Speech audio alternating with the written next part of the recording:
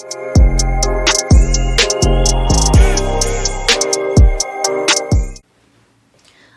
you guys are probably here because you read the title, and before I go on, I'm not trying to be negative or anything. I've been a dancer for a little bit over 2 years, and you know, this is a heavily glorified industry for a lot of people, so I just want to go over actually the things and the risks that you will encounter as a dancer, because not a lot of people will tell you about them. And I think that, you know, if you do get into this industry, sorry, my dog, that if you do get into this industry, that you do it safely and correctly. Yeah, basically, I'm here to help. So, and specifically if you are in Dallas, because I am in Dallas, if you are in Dallas and maybe you have like some questions about any of the clubs in Dallas specifically, then DM me on Instagram and maybe I can help a little bit. So yeah, here we are. So I will be talking about all the risks and all of the bad shit. Stay tuned. Just definitely over like the last couple years, I've seen stripping and like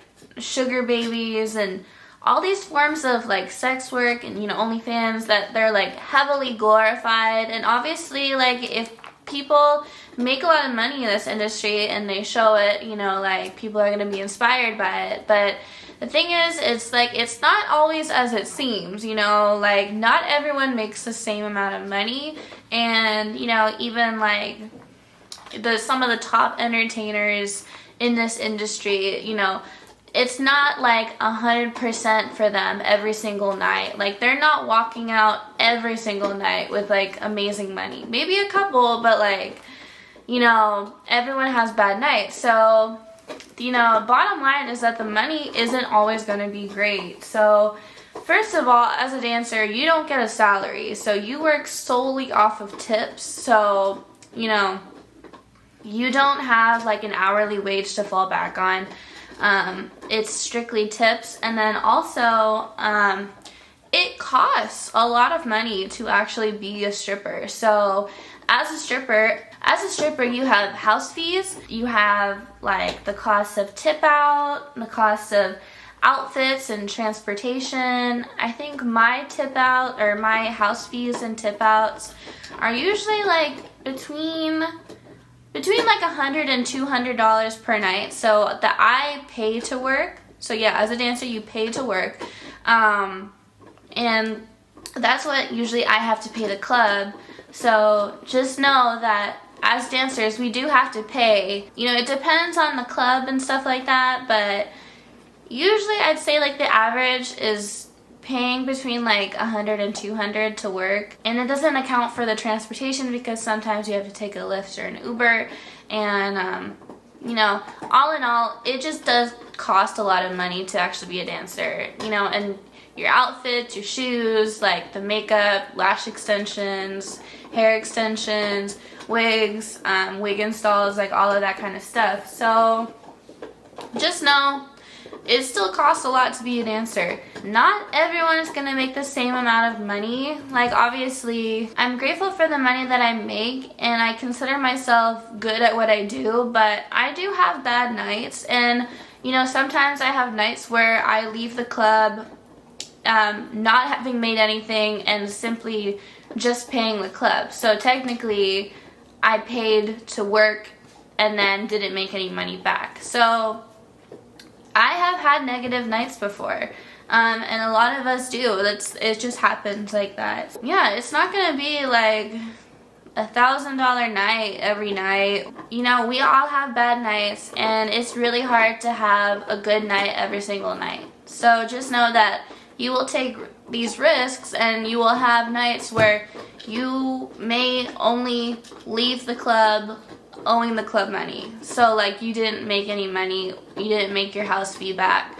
So just know that that is totally possible. Now, the other thing is that not all dancers make their money the same way. And as much as I hate to acknowledge it, there are girls that work in almost every single club, and technically, to put it lightly, they do more than dancing, and it's not legal, and I don't condone it at all. I think it's very bad to go on inside of clubs, because then, you know, customers start asking the dancers for things that they don't want to do.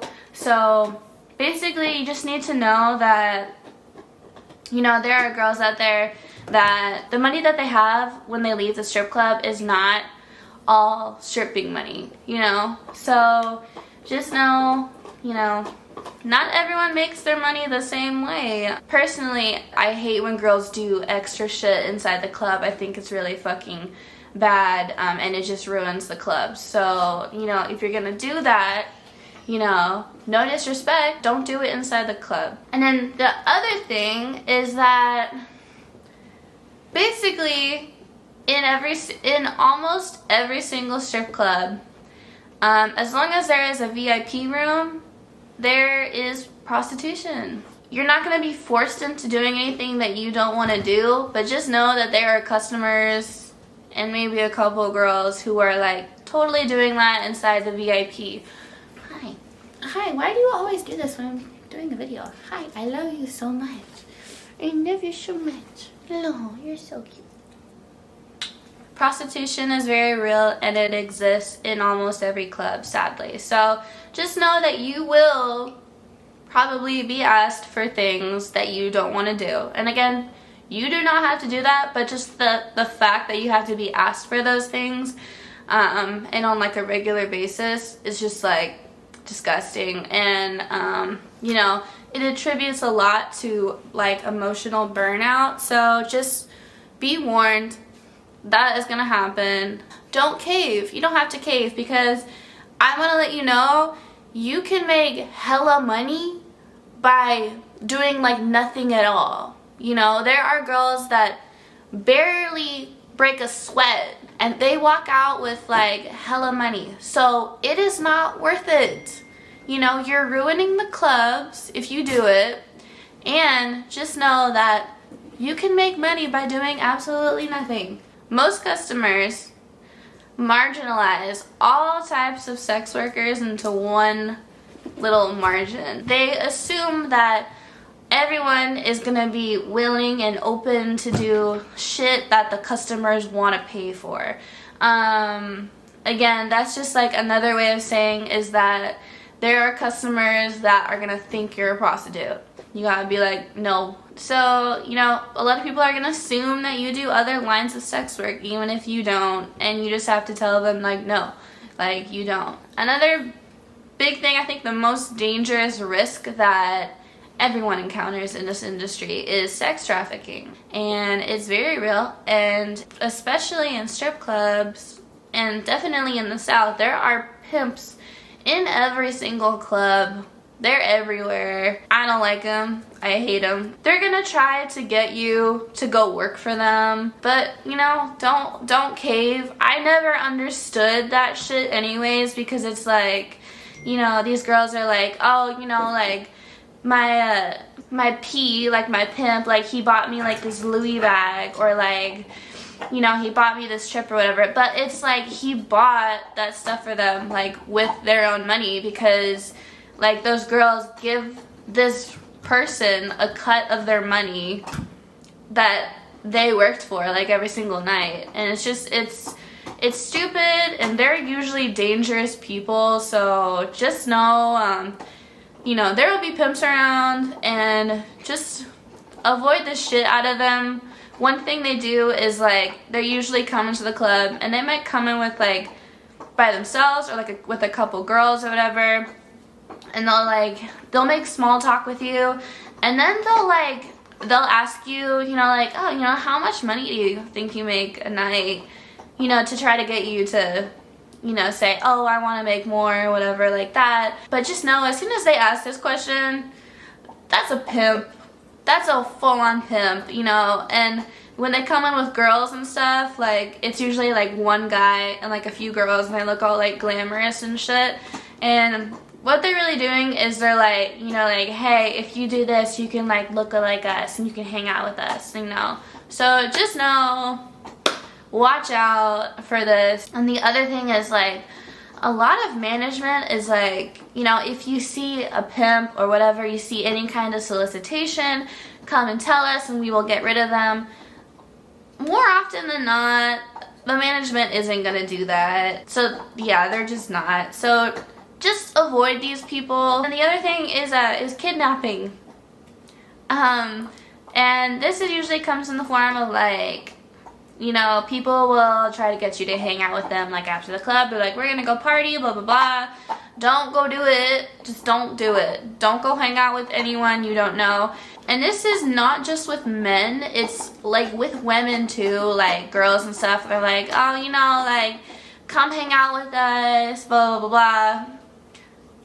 You know, don't trust anybody, because they'll kidnap you, they'll take your money, they might hurt you. Yeah, just be careful.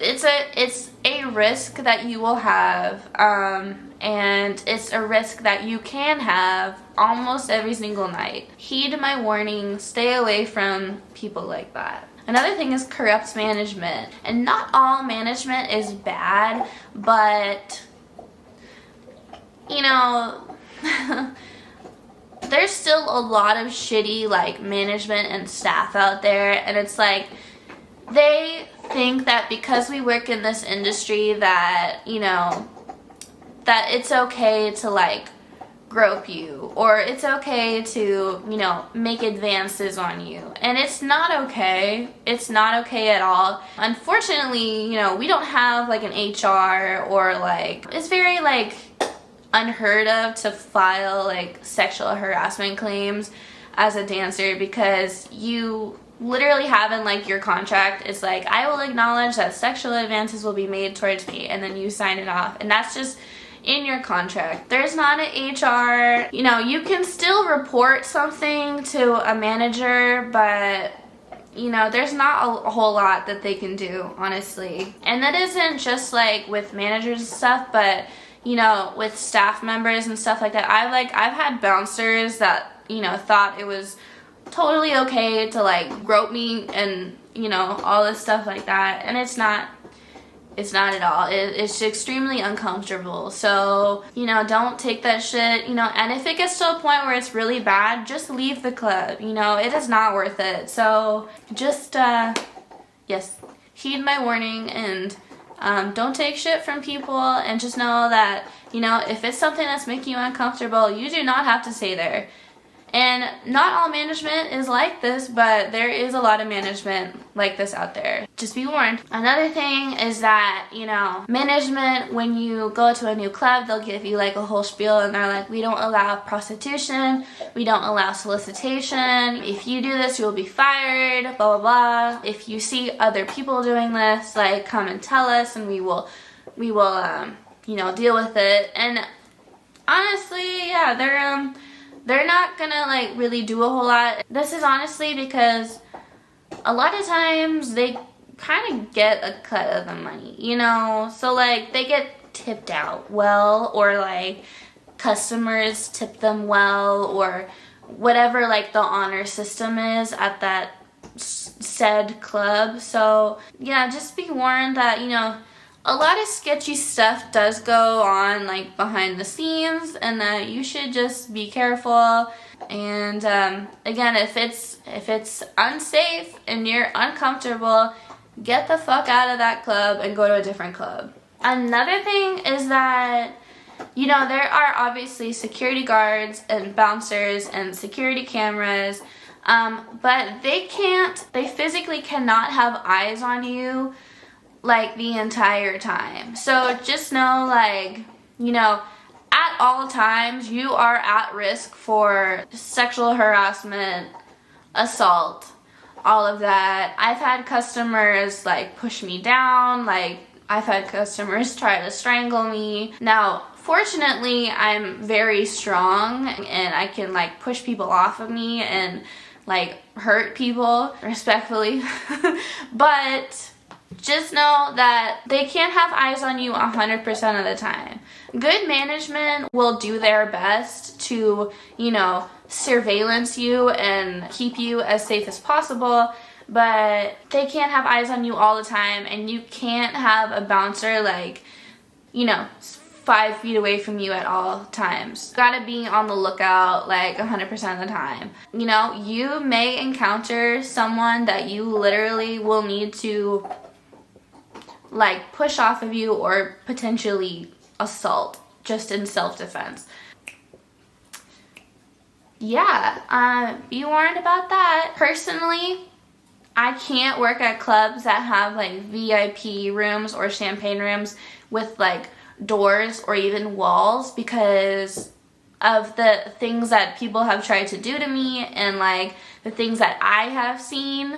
I don't trust anybody. Okay, another thing is that stripping is not easy work.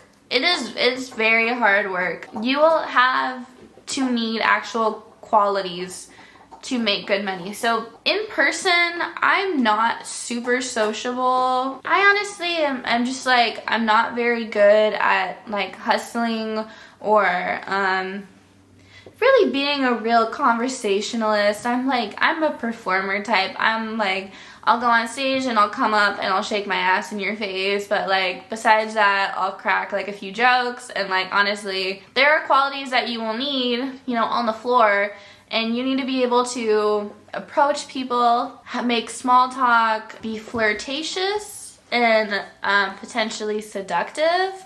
That's one thing that I struggle with on the floor. Another thing is that it's totally avoidable, but at some point in your career, you may have like regulars that come to see you on a regular basis. You know, maybe it's one person, maybe it's like a whole group or whatever. Again, it's avoidable, but there are customers that like to be entertained outside of the club. I don't mean like prostitution or escorting or anything like that, but it's just customers that want to like make sure that you're tight with them outside of the club, you know, so they don't feel like they're a trick or something, because a lot of customers are weird about that. Like they don't want to be a trick, so they just want to like, you know, be assured that, you know, you want to hang out with them, and that makes them feel good, and they'll give you money and stuff. So basically there is like an element of, you know, you'll be encouraged to entertain certain customers outside the club, you know, with like parties or dinners or stuff like that. And with customers, sometimes it is a worthy investment,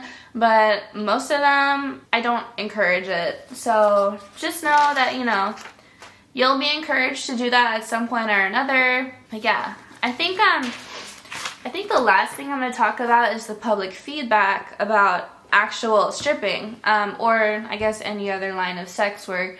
When I first started dancing, I was really enthusiastic to tell people what I did, because I was like, hey, you know, I'm really proud of what I do, you know, I feel talented, I like my job, like, you know, if people are gonna ask me what I do, I'm gonna tell them what I do with like enthusiasm. And now, personally, I hate telling people what I do, because I've specifically noticed that like lately when I tell people what I do in public and they're like, hey, like, you know, what do you do for work?